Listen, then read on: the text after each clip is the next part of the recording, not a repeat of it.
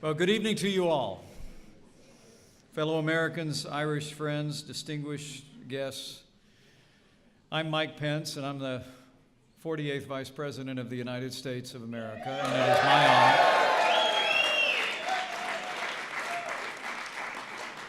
It's my honor, along with my wife, Karen Pence, to welcome you on behalf of the First Family to the White House on this very special occasion. It is such an honor for the two of us to be able to welcome you here and welcome a special guest to the White House, and of course our host to this podium for this 55-year-old tradition.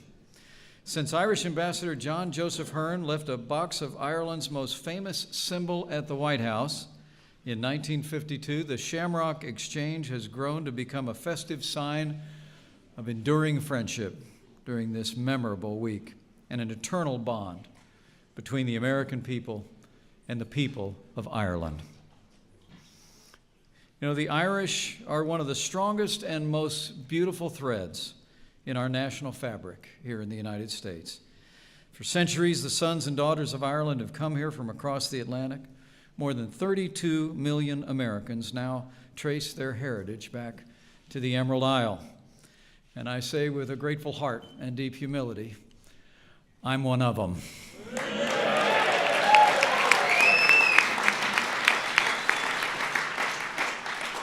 My grandfather, Richard Michael Cawley, stepped off a boat onto Ellis Island in 1923. And that's how Michael Richard Pence got to serve in the White House. My grandfather, as the legend of our family says, was told by my great-grandmother that he needed to go to America. She said, "There's a future there for you." He wouldn't see his mother for 25 years, and he often spoke of their separation with a heavy heart. My grandfather came here, like so many generations of Irish Americans did, with a dream, but with character and with work ethic and a determination to build a family, a good name. And so he did. My mother, who is 83 years young, bright red hair and blue eyes, is still with us today, and his memory and her influence continues to define my life. The truth is, my grandfather was very typical for the millions that would come to these shores.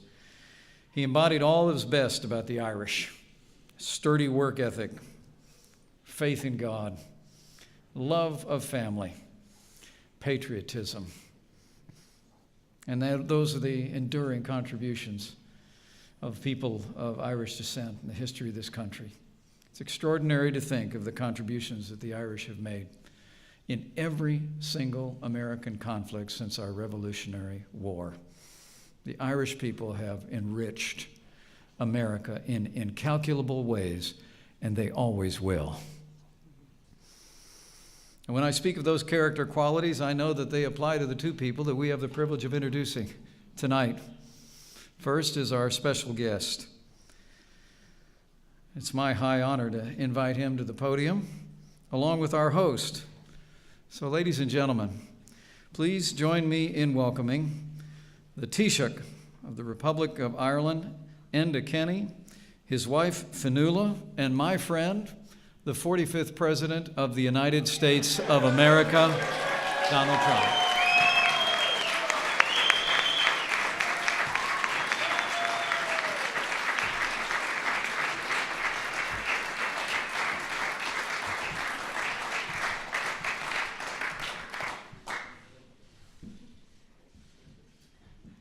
Thank you very much. It's a great honor.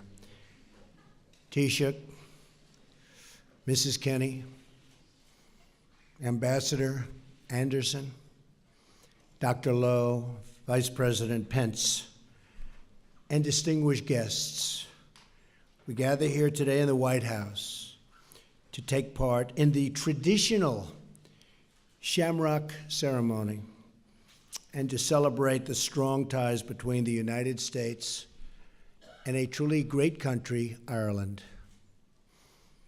I also want to extend a special welcome to a group of distinguished local, political, and society leaders, and they are real leaders who are with us from Northern Ireland, great people, including the Mayor of Belfast and the head of Northern Ireland Civil Service. There's a lot of power there.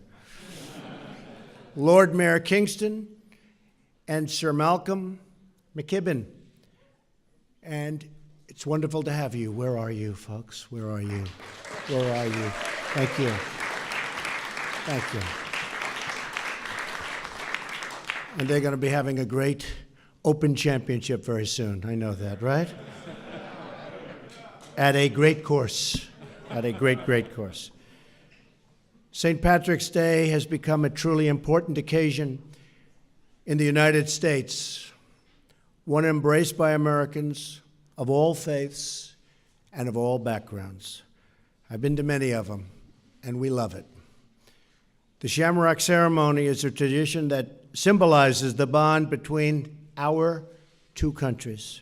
It dates back to 1952, when the Irish ambassador to the United States, John Joseph Hearn, sent a box of shamrocks to a president who did a very good job, Harry S. Truman. Our strong ties go back throughout American history. Irish Americans played a vital role in preserving our union during its hour of greatest need. So true. They played a very, very big role. Many distinguished themselves in the American Civil War with their grit and their bravery and their courage, earning the nickname the Fighting Irish. And I know a lot about the Irish. They fight. They are tough. I know a lot. I know more than I'm ever going to tell you. And when American armed forces joined the fight in Europe during World War II, 75 years ago, our heroic troops first stepped off ships in Belfast Harbor in Northern Ireland. Throughout the centuries, hardworking Irish Americans contributed mightily to America's innovation and to America's prosperity. They often overcame great hardship. It's really, it's like the hardship they overcame for us, for our people, is inspiring and really helped a relatively young nation beyond what anyone really understands or knows. So we want to thank you. It's just an amazing history. President John F. Kennedy, in an address to the Irish Parliament, said that it is that quality of the Irish, that remarkable combination of hope, confidence, and imagination that is needed more than ever today. Now, he said that a long time ago, but it's perhaps even more true today. The words of America's first Irish Catholic president ring just as true. We hope, confidence, and I tell you, what we want now is a lot of things, but we need that great Irish confidence. And they are confident people, aren't they, Mike? Huh?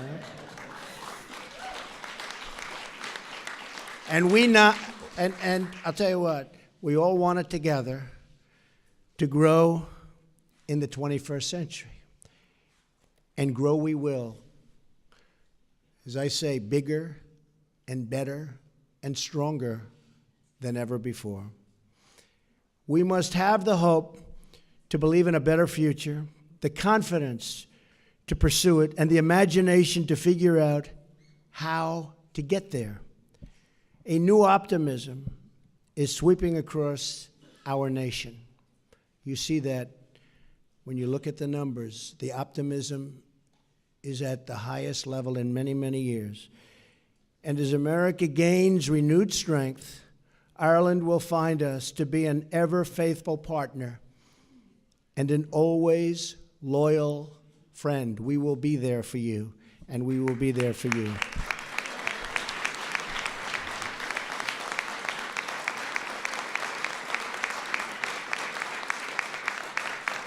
So thank you for being here. I wish you a very, very happy St. Patrick's Day.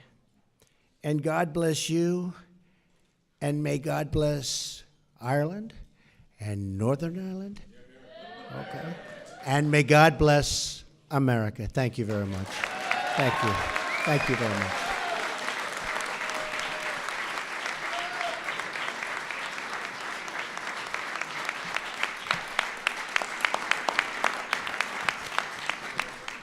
Thank you. Mr. President, Mr. Vice President, ladies and gentlemen, it's a great honor to be back again in the most famous house in the world to celebrate St. Patrick's Day, the most special of days for Irish men and Irish women and those of Irish descent the world over. Since I had the privilege of being elected as Taoiseach in 2011, I've had the pleasure of being here in the White House each March to mark the enduring connections between our country and the United States. Fionnuala and I would like sincerely to thank President Trump for so graciously continuing this great tradition of hospitality, which means so much to Irish people everywhere. I'm proud, sir, to have the opportunity to contribute to maintaining and developing relations between Ireland and the United States, particularly at the beginning of a new era in our country's relationship following your election, Mr. President. Let me congratulate you and wish you and your administration the very best as you begin your term of office.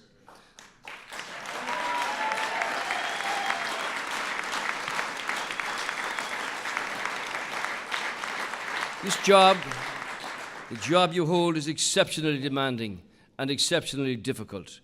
The United States remains the most influential as well as the most powerful country in the world. You hold the hopes and the future of America, and indeed the world, in your hands. So let me thank you for giving so much of your time today to this visit. We had an excellent meeting, a first-class meeting this morning in the Oval Office, not there very often, where we discussed a variety of important issues of mutual concern. And I want to assure you, sir, of our commitment to working closely with you and your administration as you face the many challenges up ahead. The ties that bind our two countries are deep and historic, and Ireland and the United States have a unique relationship that goes back to the earliest days of the original 13 colonies. Irish-born military officers assisted George Washington to win that war of independence. Indeed, they've fought in every war for America since then.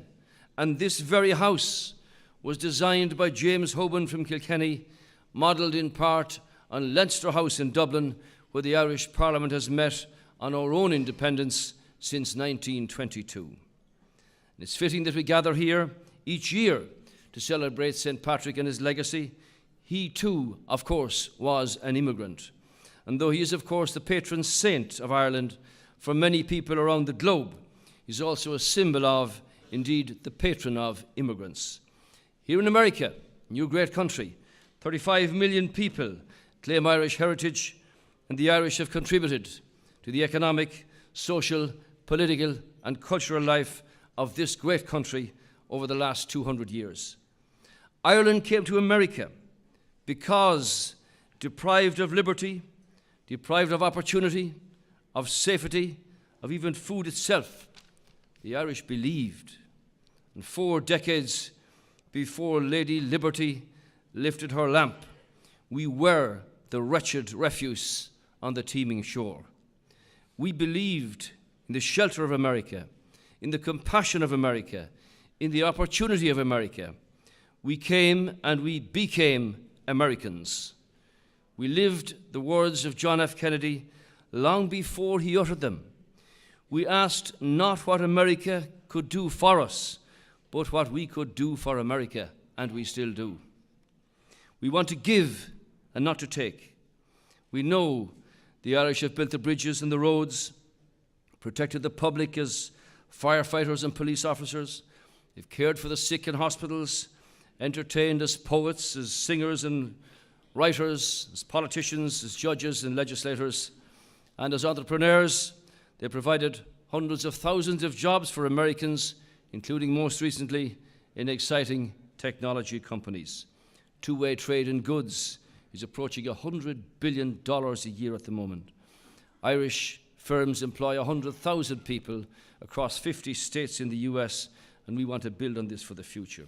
Mr. President, Ireland's a small island on the edge of Europe, a natural bridge between the United States and Europe. And as a committed member of the European Union and a close friend of the United States, we will work hard with you, Mr. President, and with your administration in pursuit of strong and open relations between the United States and the European Union, including strong trade relationships for the mutual benefit of millions of people either side of the Atlantic. I believe that the strong people-to-people links that Ireland and the United States have developed over the generations will help us in this endeavour. And I wish you and the American people every success and happiness in the future. To Irish Americans, coast to coast, I say in these days especially, we hold you in our hearts. And tonight I thank you again for your warm hospitality. Mr. President, Mr. Vice President, may I wish you and your lovely families every good wish and blessing on this very special day. Indeed, I'm reminded in many ways of the dream of another American president, which Ireland will work with you with, when he spoke the words and said, "My dream is of a place and a time where America will once again be seen as the last best hope of earth." Spoken by Abraham Lincoln. Mr. President, Ireland will help you build on that foundation to achieve the ultimate dream. Thank you, sir, and God bless you.